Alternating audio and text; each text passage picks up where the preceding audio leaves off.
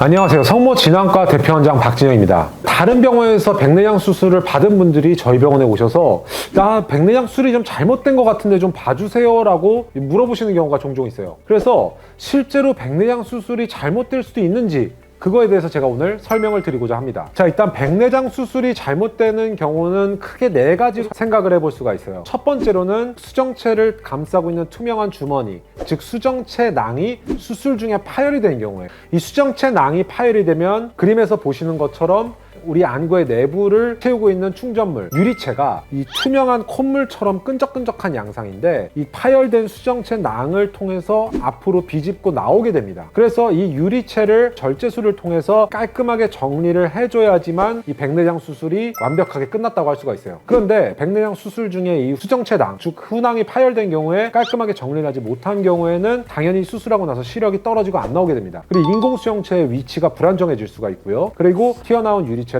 완벽하게 정리를 한 후에 선모체 소대 사이에 줄코스라고 부르는 특별한 공간에다가 인공수정체를 넣어주고 나와야지만 수술이 깔끔하게 마무리가 되는데, 그러한 과정을 잘 마치지 못한 경우에는 이제 시력이 떨어지게 되겠죠. 그러한 경우에 수술이 좀 잘못됐다고 볼 수가 있고요. 두 번째는 백내장 수술이란 것은 기존의 본인의 혼탁된 수정체를 제거한 후에 그 굴절 기능을 대신할 인공수정체를 넣어야 되는데, 그때 그 인공수정체의 도수가 완벽하게 잘 맞아야지만 수술 후에 시력이 잘 나오게 됩니다. 그만큼 이제 인공수정체의 도수를 계산하는 공식이 최신의 공식들이 많이 개발이 되어 있고, 그리고 중요한데 또 이전에 라식라섹을 받은 눈도 있고 망막 수술을 받은 눈도 있고 안축장이 긴 눈도 있고 안축장이 짧은 눈도 있고요. 여러 가지 이 눈의 특성이 다 다른데 그 눈의 특성에 맞는 적합한 공식을 보고 계산을 해야지만 수술 후의 시력 결과가 좋게 나옵니다. 그런데 이 렌즈 도수를 잘못 계산하는 경우에는 이 렌즈를 다시 빼서 교체를 하는 그런 수술을 다시 해줘야 되고요. 그렇지 않는 경우에는 백내장 수술의 결과가 잘못됐다고 볼 수가 있습니다. 세 번째는 렌즈의 기능적인 문제가 있을 수가 있어요. 그러니까 망막이 안 좋은 분들 같은 경우에는 사실 다초점 렌즈를 무리하게 넣으면 그 렌즈의 기능이 발휘가 다 안 되고 오히려 시력이 떨어지는 경우가 있어요. 그런데 안과 의사의 욕심이나 아니면 환자분들의 요구로 인해서 무리하게 그 눈에 적합하지 않은 다초점 인공수정체를 삽입하게 되는 경우에는 시력의 결과가 떨어지고 백내장 수술이 잘못됐다고 할 수가 있습니다. 마지막으로는 우리 안구 표면의 건조증이 문제가 될 수가 있어요. 이거는 이 영상을 보시는 분들께서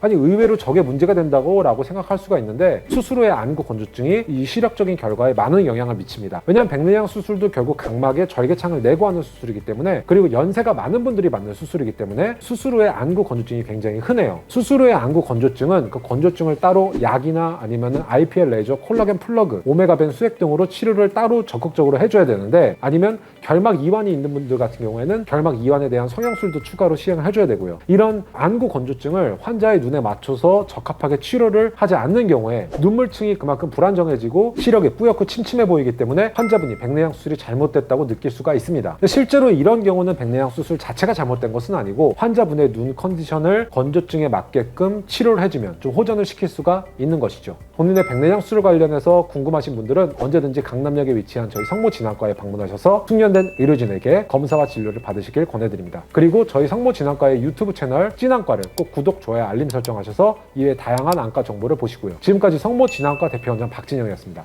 감사합니다.